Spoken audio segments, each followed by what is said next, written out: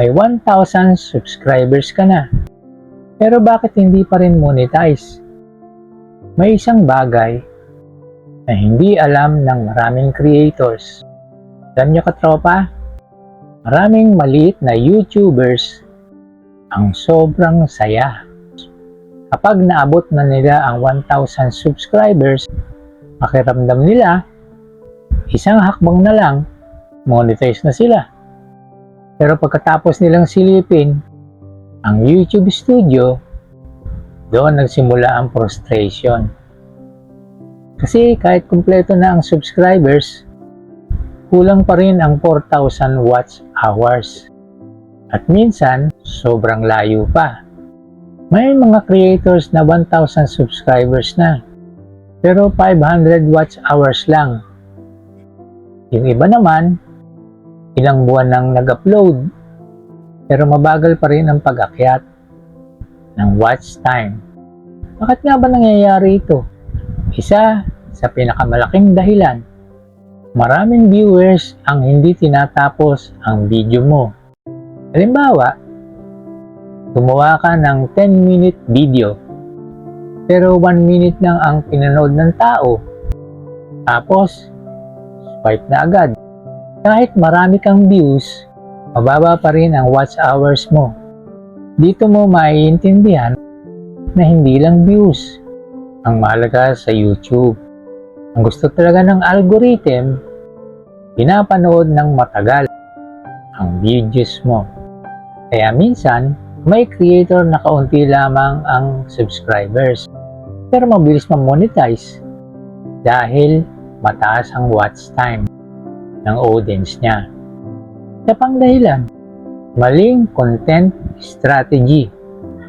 May mga creators na upload lang ng upload kahit walang malinaw na topic o niche.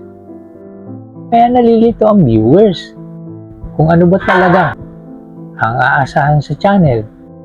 Pag walang malinaw na direksyon ang channel mo, mahirap bumalik ang viewers para manood uli. At malaking factor din ang intro ng video. Pag boring ang simula, umaalis agad ang viewers sa unang 5 seconds pa lang.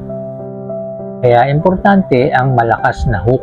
Kailangan sa unang segundo pa lang, curious na agad ang tao.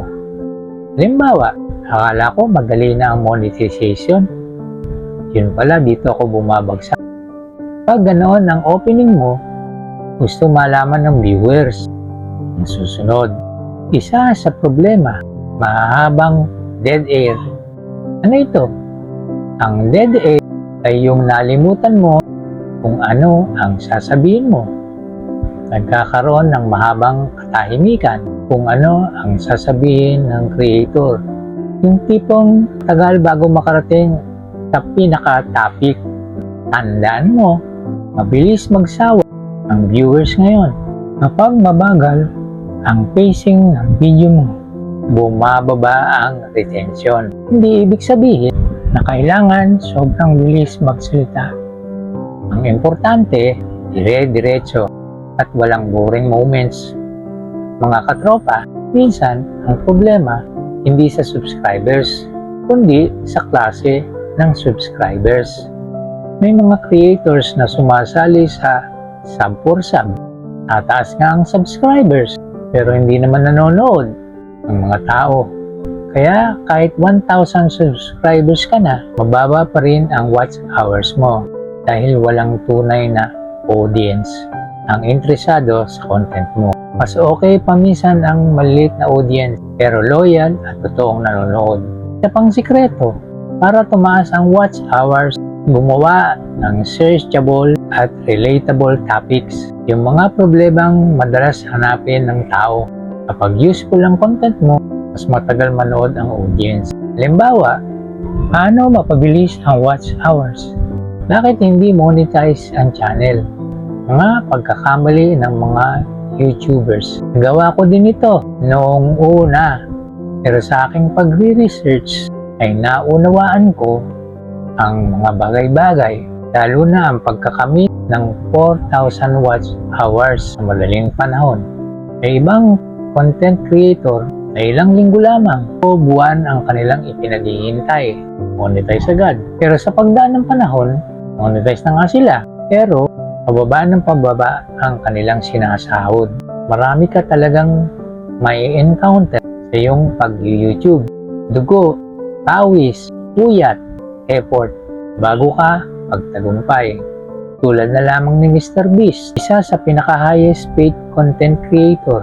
Pero gumugugol din ng malaking halaga upang i-maintain ang pagiging highest paid content creator niya. Bumalik tayo sa ating halimbawa ng hook. Ito yung mga topics na may curiosity at malaking chance na i-click. At katropa, malaking tulong din ng consistency. Hindi porket isang video lang ang hindi nag-viral, titigil ka na. Minsan, kailangan mo lang talaga mag-upload ng tuloy-tuloy hanggang makita mo ang tamang style, tamang audience. Maraming successful creators ngayon ang halos walang views noong umpisa, pero nagpatuloy sila. Nag-improve sila sa thumbnails, titles, sa editing, sa storytelling, at sa hooks hanggang sa dumating yung video na biglang pumutok. At tandaan mo ito, katropa, hindi overnight ang tagumpay.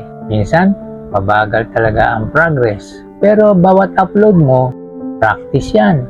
Bawat video, improvement yan. At bawat pagkakamali, lesson yan para gumaling ka. Kaya kung hirap ka man ngayon sa 4,000 watch hours, huwag mo isipin na failure ka. Normal lang yan.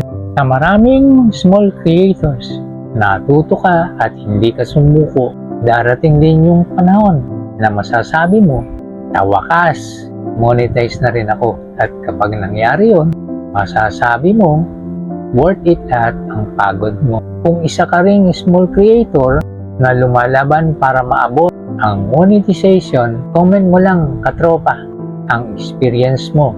At kung gusto mo pa ng mga tips tungkol sa YouTube, diskarte sa content creation at motivation para sa mga small YouTubers, huwag kalimutang mag-like, subscribe, at pindutin ang notification bell para lagi kang updated sa mga bagong uploads dito sa channel ko. Sa muli, kita-kits!